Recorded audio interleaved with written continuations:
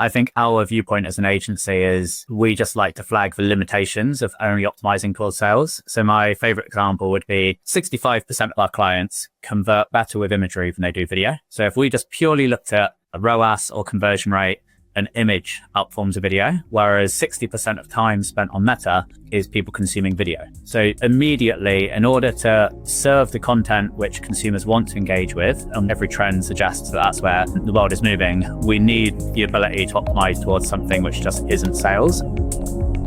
You're listening to Inside Commerce, a weekly e-com strategy, technology and CX focused podcast hosted by experienced digital consultants and re-platform specialists James Gurd and Paul Rogers. Get insights into e-com strategy of leading brands, hear from industry thought leaders and leading tech vendors with practical advice to help you improve your online CX. This episode is sponsored by Shopify, and we've got another important topic, and it's about performance and brand marketing trends in e-commerce. What's happening out there in the market? What's influencing how brands need to react in their performance marketing strategies, and got a highly experienced guest here today, Josh Duggan, who's a co-founder and paid strategy lead at Avant. Hey, Josh, how you doing, mate? Yeah, very good. Thank you, James. Been a long time coming, this podcast. So thanks for having me.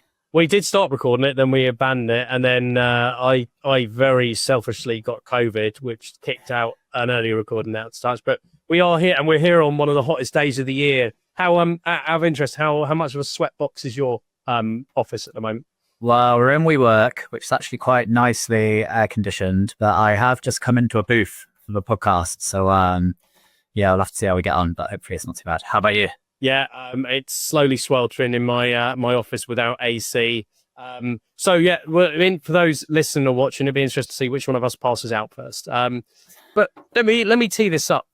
So you've obviously got stacks of experience working in performance marketing. You run an agency that works with a wide number of like fashion and lifestyle brands, mainly premium brands in this across all different like channels and networks. And you post a lot of really useful content. And I'd recommend anyone following Josh on LinkedIn who isn't, if you're interested in paid media trends. So he posts a lot of interesting data from what he's seen in the market, from what the work they're doing. And things are obviously changing, right? The market's in constant flux. But I think the last couple of years have seen some quite seismic changes in terms of technology moving on, the advent of agentic AI and things like ChatGPT and trying to learn how people are using them and how that influences product discovery. So I want to start with that, and then we'll go into that real kind of like paid media focus bit. But because there's been a few posts, but I saw one of yours about consumer search is changing, and one of the stats you share is Gartner predicts search engine volumes are going to drop 25% by 2026 due to chatbots and other virtual agents. What are you guys seeing? I guess from actually clients, but also from your view on how the market is evolving in terms of how shopper behaviors are changing.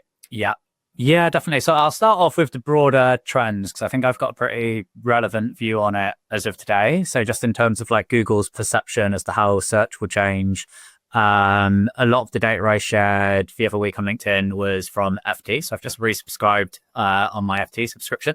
But I think it was Morgan Stanley had quite a bit of deep data just around like global search queries. And what they were showcasing was that ChatGPT, in terms of actual number of searches made, at about 12%, which is pretty interesting. And that's obviously followed with some of the other stats around like where search will get to.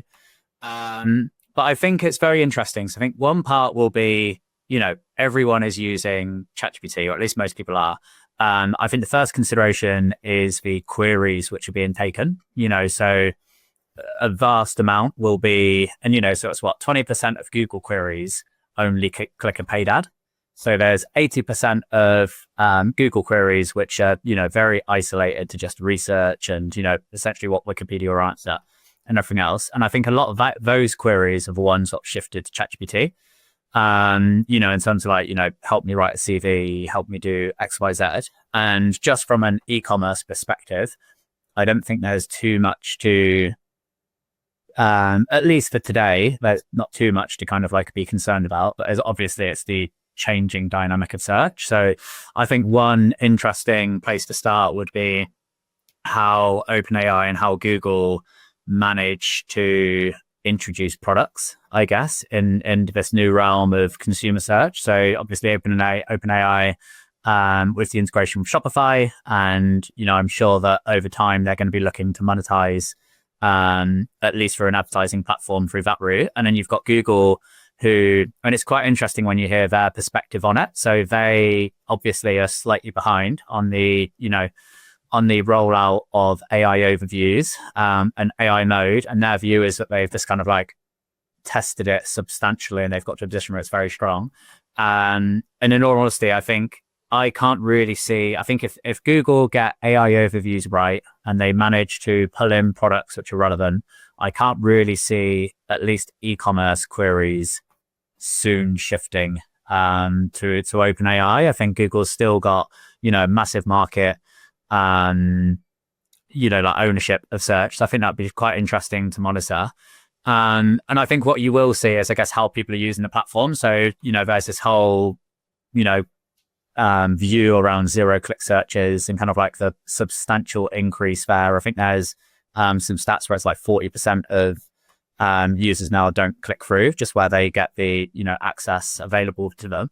So I think that's going to be a very interesting one in terms of what I would expect to see in Google. Google are actively coming out with this in terms of their comms, but their view is that people are going to spend more time in Google on OpenAI with chatbots, less time landing on the site. So their research, rather than landing on 5 different brands' sites, they will be qualified for a conversation with the AI, and then they will land through on the website, but with much more intent.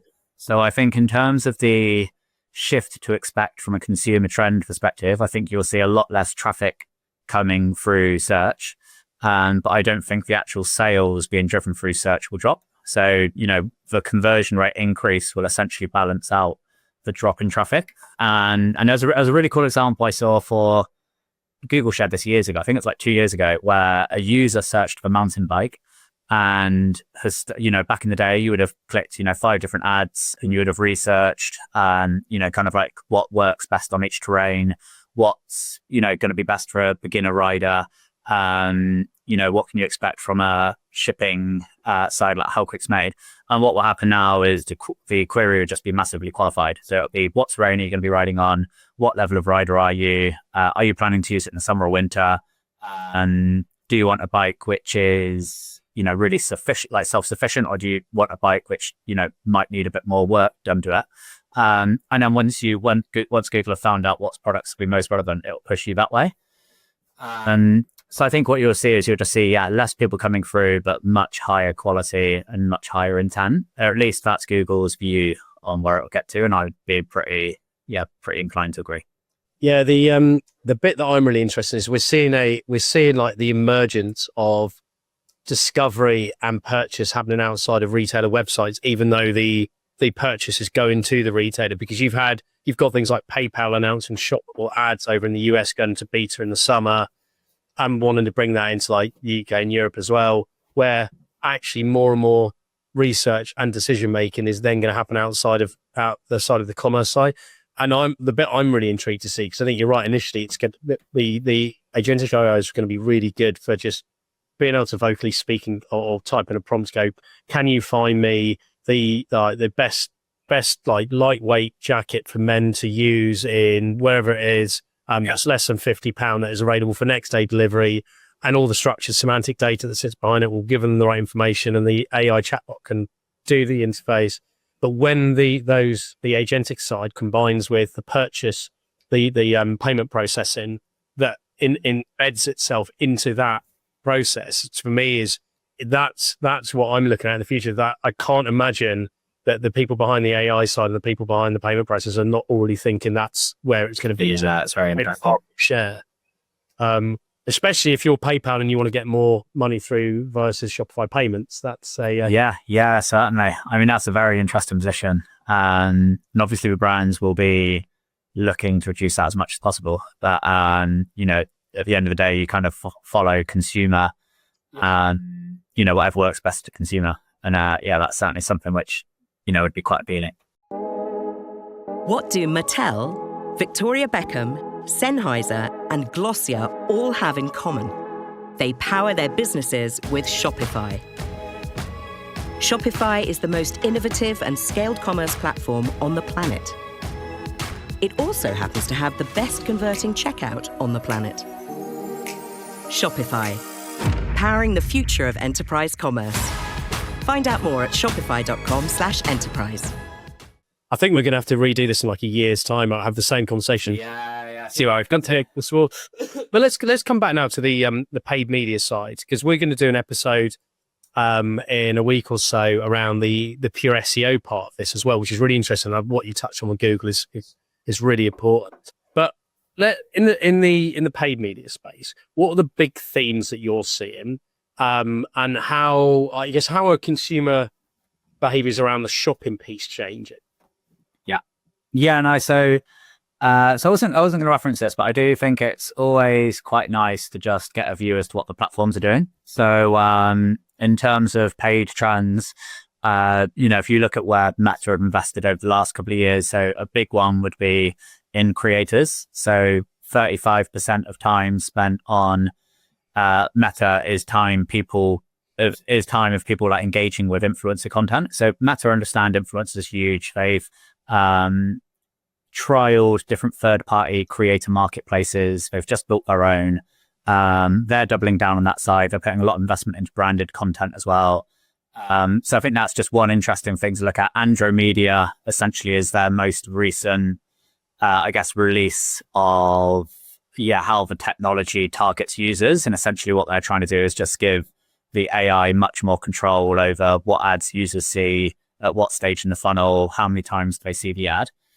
So Meta invest in there. And then the only other areas which are quite interesting on their side is omnichannel. So I think Meta and Google have always tried to steal more retail investment and kind of like get it spent on their platforms. I don't think either have nailed, but that's obviously one area. The other would be international.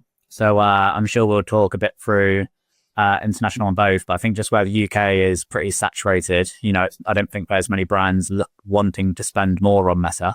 And both Meta and Google are actively trying to encourage and facilitate people growing internationally.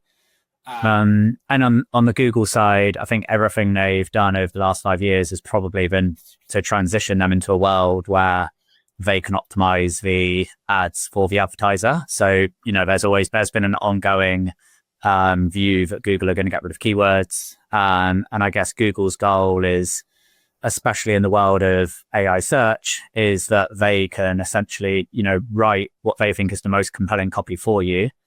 Regardless of what keywords you've put in your ad account, they will choose when to serve the ads to you. So they will think that based on this qualified query, we think this advertiser is most relevant. We think this is what copy should look like.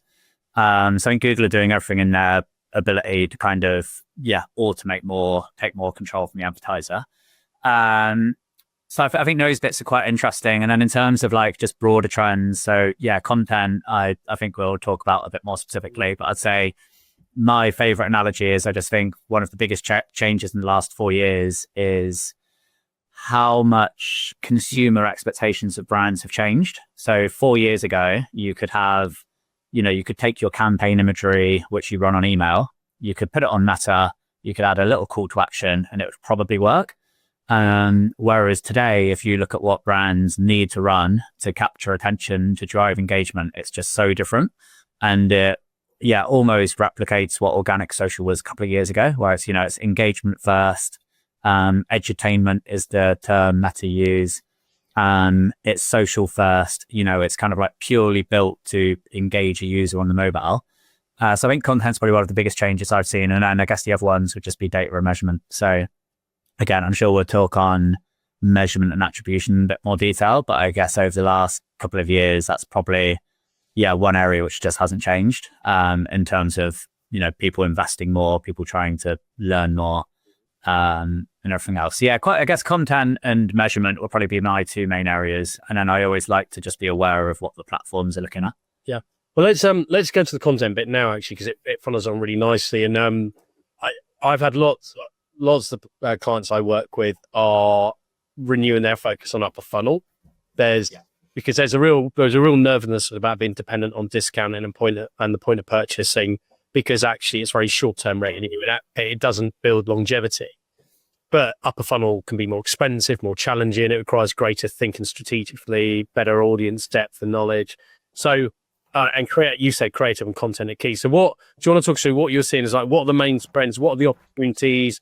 How are you working with brands to exploit the ability with content in pay? Yeah, brilliant. And I think, and just on the brand piece as well, because I think there's, again, a bit of like a global narrative that, direct response only doesn't work. And there's like this resurgence of brand.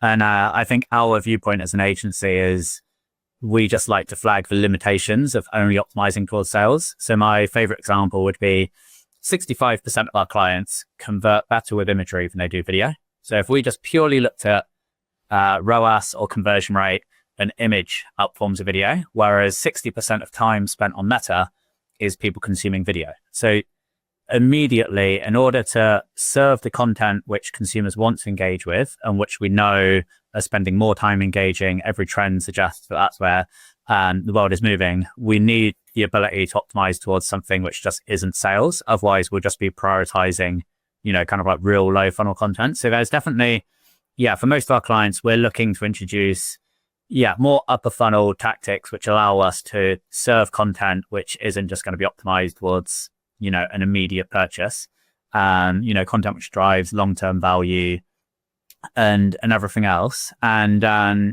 in terms of the content trends, it's a shame I can't really share screen to give some examples, but I think, if you look at some of the best brands in the world, so a lot of the luxury brands actually do it quite well. So Prada, Burberry. Burberry are brilliant to look at from an ad content perspective and creative on Meta. Jacquemus have probably got some of the best social first content where you look at an advert and you just know that it's been produced for paid social. And I think that's probably, if you could have a mission statement of creative today, it should be an ad which just looks like it's been purpose built for social, where, it's, it might have really fast transitions. It's probably, got contrast in color. It's quite bright. It's very visual. It's engaging. It drives intrigue. All of these things, what static image don't do. And there's loads of other trends as well, which we dig into quite regularly. So, like the speed of content being shot is much quicker. So the speed of, kind of like one image being flipped through to another or one scene to another is increasing. And like unique camera placements. So like POV, content being produced, analog, film content is quite a big one as well. So like films being, or like content being captured in film. And we're seeing like a big trend of both film and traditional kind of like digital content being blended together, which I think is quite nice. But I'd say there's a huge amount of importance in terms of the content you build. And I think in terms of another takeaway, the way I normally position it is every bit of content you have should have two clear objectives. So one would be the audience you're trying to reach. So every ad that you introduce, if you are giving Meta the power of, if you're targeting a broad audience and you're letting Meta target that audience for you, you need that ad to truly have, like a target audience behind it. So when you run the ad, a certain customer group is going to engage with it. A certain customer group is going to buy into it. And then the other one would be like a real clear sense of the stage of the funnel. So, is this ad purpose built for someone to buy the product? Has it got the features of the product? Is it showing a certain category or collection? Or if it's kind of like the build awareness, we need to be showing the broader brand, lifestyle. We need to be showing the brand story, the brand narrative. It's not focused on one specific product. It's much more focused around kind of like, the lifestyle and everything else. Probably quite a few different trends I've run through there, but I'd say it's probably one of the biggest areas where a lot has changed in the last couple of years. I got a question for you now, actually, because the concept of like the buyer's remorse, where somebody gets rushed into something too quickly rather than having the time to really understand it. Social is all about fast, quick, scrolling. It's the dopamine impact, and there's plenty of neuroscientific research on why it becomes addictive. But I'd love to know, do you think brands are at danger of trying to do too much too fast and actually people not really take time to understand what the message is? Or do you think is it just literally that if you're not fast, you do not capture attention? I think that point is very valid, but I think it's valid to a few. So I don't think there's many brands out there who have are constantly churning out really engaging content, which might miss the mark of the narrative they're trying to push, or they might not have time to build the insights off the back of it. And what I would say is the majority of advertisers are producing content, 2 times a year, maybe 4, and they give it to a social team, and it's mostly imagery. It all looks quite similar. It's very focused on the product. And then a creative team have got to come in, they've got to try and make that engaging. They've got to add the transitions, add the video editing. So I'd say majority of brands wouldn't have that problem. The problem would be not having content, which is like very diversified. And a really basic example would be, not all, but a lot of brands will just have campaign shot content. And it will just be, the last campaign they shot, whether it's for email, whether it's for press, whether it's for, a wholesale show, whatever they're doing. And what they might miss is, UGC, influencer, behind the scenes, still life photography, brand films, potentially a bit of, humor, TikTok style content. And what you kind of want is like every, I guess like content theme to be covered. Whereas I'd say most brands do campaign really well. And then you just need the ability to get every other type of bucket or content bucket covered. What about in terms of budget? Because you talked about like which networks are popular and large, but are you seeing any budget shift? Are people still putting the majority of their budget into Google and Meta? Are there any like edge cases of specific types of brands where actually they're putting it in far more into like more niche platforms, TikToks, etc.? Yeah, very interesting. So I'd say with the clients we work with, I'd say we've probably been slower to introduce and really smash TikTok. So we do work with Tala, Grace Beverley's brand, who are, UGC first. They've always nailed that style of content, and they're a pretty decent sized TikTok spender for us.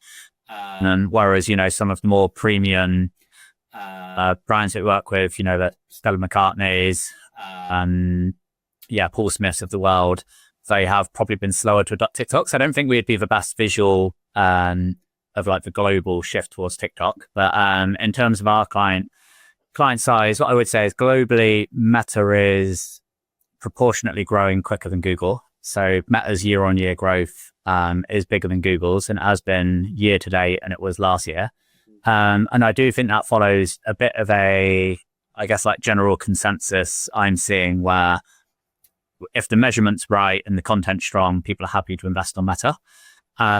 Whereas Google, I'd say there's a lot more, I guess, a lot more kind of like clarity needed. So, what was people were happy to spend on just brand PPC, a couple of years ago, that's being challenged and scrutinized a lot more. People truly want to understand, where PMAX spend is going. Is it going on image assets? Is it going on YouTube? Is it going on shopping? Is it going on just brand search for shopping, or is it generics? Is it new customers? Is it return? So I'd say generally across our client base, there's a bit of a reluctance to spend on non-incremental parts of Google. So, the main campaign type I would want to have if I was a client would be a new customer only. So we're only targeting new customers on generic terms for shopping. And I think that is a campaign which should just be uncapped. So as long as you're, profitable on it on the first purchase, or, you're hitting the ROI you need, that's the campaign where I would be doubling down and spending as much as possible. And then it's the branded queries for return customer aspect where, you might want to do a bit more testing and challenging around how incremental it is. But yeah, I think that's probably the biggest change is Google is being questioned a bit more, I guess. And I'm Google's biggest advocate. My career started in Google. It's not a bad thing. I think it's just where people have got lazy with, just turning on brand search, leaving it. Whereas today, where it's such a big part of the media plan, it needs a bit more scrutiny. Yes, I remember the good old days of where people just had loads of brand search and saw great revenue and pat themselves up. ROI's high. Great. And then you realize you're spending money on traffic you already were getting. It's GD. Yeah. Yes, I think we've moved on quite significantly in that sense. At Pulse, you referenced Pulse earlier. And for those listening who are working in e-commerce businesses who haven't been to Pulse before, highly recommend you get in for next year. It's free for retailers, and it is a great place for learning all about the e-com industry. But you talked at Pulse, you were talking a lot about profitability, and every conversation I'm involved with clients has shifted away from like acquisition and revenue to profitable growth, and profit on acquisition spend, not return on acquisition spend. And I was at a Validify event recently where the CDO at Kurt Geiger was talking about how that was their whole North Star was profitability and ad spend, and being much more stringent in the data analysis and how they then focus their media spec. So I'd love to know what specifically are like you and the brand you're working with doing to better optimize towards profitability. Yeah. I mean, great question. I think so I think there's a few bits to uncover there. So I think the starting point would just be the fundamentals around understanding, probably the first starting point would be first order profitability. So when a customer first buys from you, what's the profit you make on that? So, that might be your first time customer AOV minus your CAC, baking in, margins, expected returns, and everything else. So you get a true view of profit per first time purchase. And then you might want to bake in some like LTV assumptions. So you'd probably agree with the brand where, we're happy to build our model based on a 12-month from first purchase window. So, after 9 months, if the average customer buys again, we might want to bake that into what we're modeling. So I'd say the first point of call would just be get a view as to what's your actual profitability for every new customer you bring in. And then that would basically be encompassing COGS, returns rate. I mean, you can include fulfillment costs, but yeah, I'd say those are the two primaries. And then looking at that over kind of like a sustained view. So if you were to do a look back of 12 months, you start to see some interesting things where although, ROAS might be very high in your sale period, it might be that your new customer profit is actually quite low, where, you're taking a big hit in margin, during those sale periods. So I think just having like a contextual view as to what is your profit contribution over a 12-month period. And then where it starts to get interesting is how do you optimize that? So the basic starting point would be the optimal level of spend to grow profit. So it might be that we know CAC, we know that if we increase CAC by 10%, we can bring in an extra 100 customers. And then if you've got the logic behind you to say, of those 100 customers, we know the profit it brings in this minus the extra CAC brings us this. So a bit of work around essentially that would be like working out the incremental CAC. And then essentially the profitability of it. And then what I quite like to do as well is the detail behind it would be, how do you just simply increase profitability? And I guess the most basic example would be, we found some clients where jeans or trainers, for instance, can be returned up to like 40% of the time. And then it might be, you have hoodies, which returned 10%. And essentially starting to optimize to a lot of those metrics, what Google don't see. So, Google, you basically tell we want to achieve a ROAS of X or Y, and it won't really consider any of those broader assumptions. Whereas what we want to, get to with brands is push the products which are returned less, push for products which drive more repeat. So that's a big piece of work we do as well now, around based on a customer's first purchase, how does that impact their LTV over 12 months? Yeah. So, if they buy into a core product group, they're more likely to repeat versus someone who buys into like, an isolated new launch, or a collab, for instance. So we do a lot of work around that stuff. And then if you want to be a bit more strategic, you can bake in other things as well, like, stock. And then you might just apply a bit of a weighting score. So if you've got stagnant stock, it might be that you essentially apply like a bit of a, increase the value, because you want to get rid of it. So that'd be my overall recommendation. There's quite a few bits in there, but I guess first point would just be like understand your true profitability and how that changes based on increase or decrease in CAC, and then start to look at the metrics, what, move the needle. And especially if you're a multi-brand retailer, even just optimizing towards products with higher margin, it sounds so basic, but it's still quite often missed. So and what I think what's really encouraging for people is that previously it was exclusive to large businesses with big resources for like data teams, but actually with the democratization of tech and specialty tech out there, I know that you guys have built your own tools for like ad optimization. We did a podcast with Henrik at Dima recently, and I know you guys have been speaking to the team there, but that you have these intelligence platforms that can pull in data sources that then connect out to automation platforms that are doing ad bidding. And one of the areas that you're right about the margin piece, but one area that's really missed is supply chain stuff. And you often get this where there might be an expectation of stock and actually something happens where the sales rate through paid is going far quicker than the stock to keep up with. And you need to cut the ads sooner and switch into other products. So 100%. The intelligent, now the capability, it feels like, I don't know, I mean, you're the expert on this, so I'd love to, it feels like the ability to invest in this tech is more accessible to like SMEs now. Yeah, certainly. And I also think what's interesting is I'd be the first to say where, if you look at technology's capability and what's generally doing in the space, I'd say there's a big disparity. So I also think there's there's a lot of brilliant tools out there, a lot of great things being done, but I still think there's so much headroom to really kind of like push this stuff forward. Because I think everything we've just said, very solid, but I think there's probably, a lot more what can be done alongside it as well. It's quite interesting. Yeah, it is.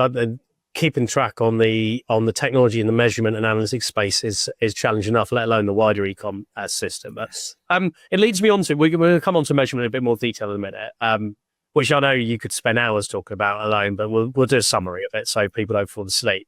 But before that, one thing I wanted to say to you is, where are the costs going? Because last year, there's a lot of chat about acquisition costs going up. There's a lot of financial pressure on businesses and people struggling with that profitability piece. Are acquisition costs still going up? Is it inflationary, or are you seeing it balancing out a bit better this year? Yeah, good question. So, very, very good question. So 2024, and sorry to just reference numbers, but 2024, Google and Meta both grew quicker than they did in 2023 versus 2022. So 2024 just globally was a very competitive year for performance marketing. And I'd say 2025 has continued at a slightly slower rate of growth, but it's still growing. And one of the stats I referenced, the pulse, which I quite liked, was UK digital ad spend last year grew 12%. Online digital ad spending grew 5%. So just at a blanket national level, cost of sale has increased. So the proportion of budget going into ad spend relative to income, the money going into ad spend is higher. So that has, as I said, 2024, a lot of brands could have felt the punch, and and that's just globally seen and kind of like the numbers and the changes. And then 2025, I would say, is tailed off somewhat. I think May was quite interesting looking at our client set for US, where a lot of brands pulled back investment post tariffs. As I said, we're still in a position where ad spend growth is exceeding online spending growth. So, so just as I say, across the board, they're probably, nationwide, there is an increase in cost of sale and increase in CAC, increase in costs. But in our world, I'd say it's definitely slowed relative to last year was quite challenging. Whereas this year it's, kind of probably in line with what brands have forecasted and everything else. Oh, the joys of keeping track of the constant flux of all of the costs. That leads on nicely to measurement, the rather small topic of measurement. How should brands look at measurement in terms of performance marketing in today's world? Like, what should they be focused on, and what is the role of incrementality testing in this? Because it is quite rightly a hot topic and always should be. Yeah, certainly. So, I mean, I always like to say, my starting point with measurement would be, and there's quite a few different ways to approach this, but my starting point would be if you're pretty confident with the weekly number of new customers you drive to the business, and say you drive 200 new customers online every week, and say you spend £10,000 to acquire those customers, my first point of call would be increase your media spend, measure the increase in new customers that you bring, and understand it's either called your marginal CAC or incremental CAC, and essentially understand the cost for you to acquire every new customer. And that is a objective, tangible number that you can report back to your business. So, we know that CAC last year was, say, £60, and that, CAC, it encompasses sales which would have been acquired through, out of home channels, through, press, PR, everything else. So your starting CAC will encompass all of your marketing efforts. Your incremental CAC will essentially just be the new customers who have only been impacted by the increased performance marketing spend. So I think that's the first number you can take to your business, where it's, we know for every new customer to acquire, it costs us £100 versus the 60 blended CAC we have. So I think that's a really good starting point that you can take to a business. It's, it's, as I said, it's tangible. It can't really be argued or questioned. In terms of the measurement side, quite similarly. So I think you'll start to get from this. I really like just being really able to kind of like back up your data and just be really able to kind of like argue your points. So there's more stakeholders involved in, attribution and measurement than ever before. It's a pretty big line item of any P&L now. So, you've got boards who might be interested, you've got PE, everything else. And the other area I'd look at, so once you truly understand the cost to acquire every new customer, and I think one very interesting avenue, and it's where Google and Meta are both doubling down, is geo-testing. And essentially what I'd recommend here would be ring fencing certain areas. So a really basic example might be if you build a line graph and you look at London and you look at 5 of the other biggest cities in the UK, say Birmingham, Manchester, Leeds, and a couple of others. And if those city groups perform quite similarly, you can essentially build your own control and exposed test. So, if you can forecast London based on the performance of 5 cities, what you can do then is you can really change your media plan in London. It might be that you introduce brand building for the first time, you introduce TikTok, you increase your Google spend. And then what would happen then is you predict what should have happened in London based on the 5 other cities. And then you look at the uplift which London actually drove due to that marketing effort. And then, you essentially take that additional marketing spend or the additional revenue it drove divided by the additional marketing spend. And then you'd get, again, your incremental ROI. So the extra value of every pound that you spent. So I think there are 2 good places to start. So my starting point would always just be take tangible metrics to a business. So we do a lot of media mix modeling for clients. We plug into Meridian, which Google launched, I think officially about 4 months ago. We use Robin, which is Meta's solution, and it's brilliant. It gives you a wealth of data. It's very actionable, but it can be challenged and it can be questioned, and it just definitely needs to be backed up with some of this like real world experimentation. And I think that somewhat touches on your incrementality point as well, where you're like, you're truly understanding the incremental value of your spend. And then the third side would be, so I'd say like M&M would be one tier, actual experimentation, actually increasing spend and understanding marginal cost would be one. And the third tier would just be, I guess, like as granular, in-depth click-based data as you can get. So one of my favorite things I don't think enough retailers do would be, say you're running YouTube for the first time, and on YouTube, you've got the functionality to only serve people who have never looked at a brand before. So, they've never been on the website, they don't exist in your CRM. We're going to serve them a brand film. And then what I propose is you build an audience of people who watch that brand film. So you collate a list of people who watch the video, you upload that into your brand search campaign, and then you track how many people are searching for the brand after watching the video. And then again, I just think this is another tangible metric you can bring to a business where you go, here's our MMM results. Here's our results from, geo-testing or increasing spend. And then equally, here's some real tangible data as to of people we served content to. Here's how they responded, post exposure to the ad. And my view would just be kind of like collate as much of that data as possible. As I said, I think the goal would be to have data which, talks to every stakeholder. It can't, can be justified. It can't really be challenged. Hopefully there's a few ideas in there that, yeah, I guess quite a lot to look at. Yeah, I think, and also I think this is one of those, it's not a simple question to answer because it involves detailed understanding of data. And you're right, the testing piece is critical to it. And for anyone listening, anyone who's in an e-commerce brand who's thinking about, we should be doing more of this, and I want to speak to someone who's an expert in it, reach out to Josh and have a chat to him. He'll be able to talk you through how they do this with other brands. So let's move on to international, which, I mean, again, another sore topic, basically. How do you expand into foreign markets? I'd love to, you work with lots of different brands, and they'll have different focuses of which markets are important and which emerging markets they get into. What is the role of paid media? How do they and you approach this when they're trying to either expand into a new market or grow share in an existing market that's currently quite small? Yeah. I mean, that's a brilliant question and definitely very topical. So I said, Google and Meta every year will, kind of have some core priorities, which they lay out, and international is definitely high on both of their agendas.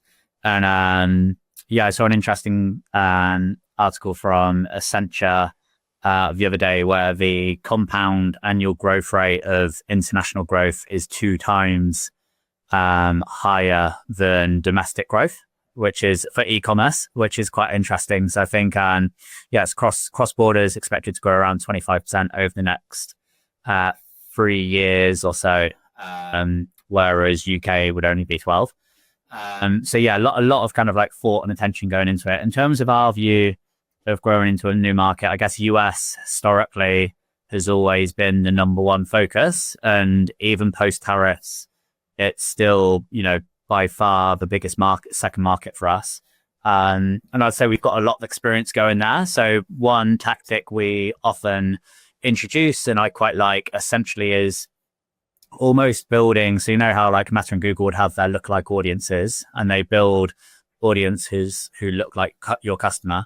We do a lot of work around building lookalike cities. So, we will find brands that look like yours or other clients, and we will identify the cities which work well for them. And then, we all know that you can't target US, especially with, kind of like an open targeting of the whole nation. California is geographically bigger than the UK. And, we need the ability to kind of like segment and silo the targeting. So we would always start off with that pool of cities which work well for other brands. I think that's a really nice approach. For one client, one of the best tactics I've seen actually from an international perspective was we launched an ad with the sole purpose of engaging existing customers. So we ran it in our local market. And in essence, the ad said, like, what's your favorite color of this product? It got loads of engagement. I think we even incentivized it with, kind of like a gift card or something for people who commented. And it basically had like, tens of thousands of likes and comments. And then we took that ad or the post ID and pushed that into new prospecting campaigns in the new market. And then essentially what you're doing there is you're serving a cold audience with an ad with built-in social proof. So, you're serving a cold user in the US an ad which looks as though, 10,000 people have already liked it, hundreds of comments, if not thousands, of people talking about what color they like of the brands. I think that was quite a nice tactic from a content perspective where in essence you're baking social proof into the ad. As I said, 35% of time spent on Instagram is people watching content creators. I don't think you can enter a market without some level of influencer or UGC tactic. And ideally, I'd probably suggest that you go out to, as many micro influencers as possible and get as much content as possible. If you can own the rights to it for a short amount of time, brilliant. And then at least you can kind of like edit and potentially stitch some things together. And the other thing as well would be, I guess, like just have complete context of that market. So not only look at what the biggest brands in the market are doing from a content perspective, look at what UK brands are doing differently in the US. And then, kind of like latch onto their insights. So if they're very good at pushing, campaign visuals and model visuals in the UK, and in US, they double down on another form of content, just bake that into your consideration. And then I think a really good example would be if you look at especially the Middle East, I would say there's like two pretty key themes of content. So, obviously most of our brands are premium fashion. I'd say there's two really clear views of content streams within the Middle East. So one would be almost purpose-built like fashion shows for social. So it's not a real fashion walk, but it's just something which has been built for social, where it looks as though it's like a runway shot, and it looks very, it looks very high end. It looks very it looks very Paris Fashion Week style. And the other is completely different, but it's UGC, and it's, almost a bit gimmicky. It's, very kind of like, traditional TikTok UGC style. And I'd say they're too pretty in our world, consistent themes of content. And I think you want to be able to go into a market knowing, what they are for your brand. So, again, hopefully a few little bits to take away from that. I do think that ad example with like bacon and social proof was probably one of the coolest things we've done, which I do think is quite a nice starting point. Yeah, nice. And it brings me on to a final question. It wouldn't be a podcast in 2025 without AI coming up in the discussion of how it is impacting planning, execution, efficiency, automation, etc. And I think what we're seeing generally in e-commerce is a bit of maturity now around not obsessing about AI doing everything, but realizing it can provide greater efficiency and automation. So I'd love to hear, with your lens on from a paid media point of view, where is AI having a positive impact at the moment? Yeah, brilliant question. So, a very good question. I think you can look at it from two lenses. So one would be, I'd say AI is doing outside of the agency. I think AI is just doing more and more and will continue to do more. As I said, I can only see Google really like removing keywords. It will decide when it's relevant for you to serve ads. All of that will be done through AI. The copy it produces for you will be done through AI. Meta's Andromedia, for anyone who's not come across that's probably the first thing to look at in terms of their AI approach to when to serve ads, to what user, to what signals it pulls in. So I think on the platform side, I'd actually say they're quite, maybe even ahead compared to other industries in terms of like how aggressively they're forcing, brands to use their AI. And then the agency space, I'd say that's probably where it's a bit more interesting, where it's like how are agencies using AI to stand out, to offer a better service to clients and everything else. And I do think in our world, there's just so much opportunity for what AI can do. So, in our world already, we're using, I guess, AI-based solutions to build ads, especially on Meta. It can be quite time consuming to individually create every single ad. AI is a great opener to allow you to do that in bulk, to do it quickly. We do a lot of alerts. So we use AI to essentially crawl out when it's actually an error versus, increased spend for a sale. So our SLT and a few other people in the team get text messages based on AI kind of like, querying data and any big changes to performance. We've built a couple of tools, which are starting to use AI more and more. So I say our goal with technology, one of the big ones is just to like have the best view on creative. So have the best view in terms of what creative's working, what do you need to do next, what are the trends. So we're using AI to essentially categorize ads and to pull out insight. So we scrape the ad library every day. So the ad library is where you can see essentially all ads, what have been served on Meta. We scrape it every day. We download the content we've pre-selected about 100 brands that we like. And then we're using AI to group them into, different themes and buckets. And then that's quite nice. If we quickly want to go, what are brands doing for UGC in the US today? Are brands spending more? And then we look at our own benchmark as well. So we do our own ads, and then we're able to say, we as an agency, are we spending more on UGC this year versus last year? Are we seeing still life photography slow down? Are we seeing a difference in UK and US? We use the AI to categorize all of that piece. And then I have seen, I've looked at what WPP have done. I don't know if you've seen it with WPP Open. So obviously they're in quite an interesting position where the CEO's leaving, their share prices is kind of like definitely taking a bit of a drop off the back of it, but they have built, and a lot of that is based on the investment into AI, but they have built something which looks very interesting. So it's called WPP Open. And essentially they've got 29,000 agents where, it's more for media planning. But in essence, if I go to it and say, I'm looking for a luxury brand to grow in Asia, it will just know every growing customer demographic in Asia in terms of who's buying more. It'll know where they spend the time. It will know what the ad costs are for them. And then just quite quickly, it'll be able to spit out a media plan in terms of, based on these growing customer segments, based on where they spend their time, based on the cost to reach them. This is the proposal. So definitely more relevant in that, bigger media planning perspective. But I think what they've done there is already quite interesting and looking quite cool. I think there's just going to be quite a lot of change in the next 12 months or so. Yeah, I think it's fascinating, isn't it, to see how people are coming up with really tangible use cases now for it rather than just hyping it up. I mean, the market will continue to hype the crap out of it because there's always self. That's fair.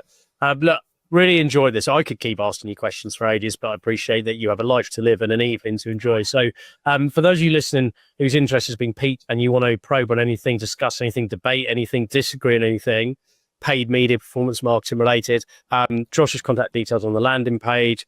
You can contact the guys at Vivant through their website, vivant.com as well. But Josh, really appreciate you coming on. Enjoyed it. Always enjoyed chatting with you. No, brilliant. Yeah, thanks, James. Yeah, thanks everyone for listening. You're listening to the Inside Commerce podcast hosted by experienced consultants James Gurd and Paul Rogers.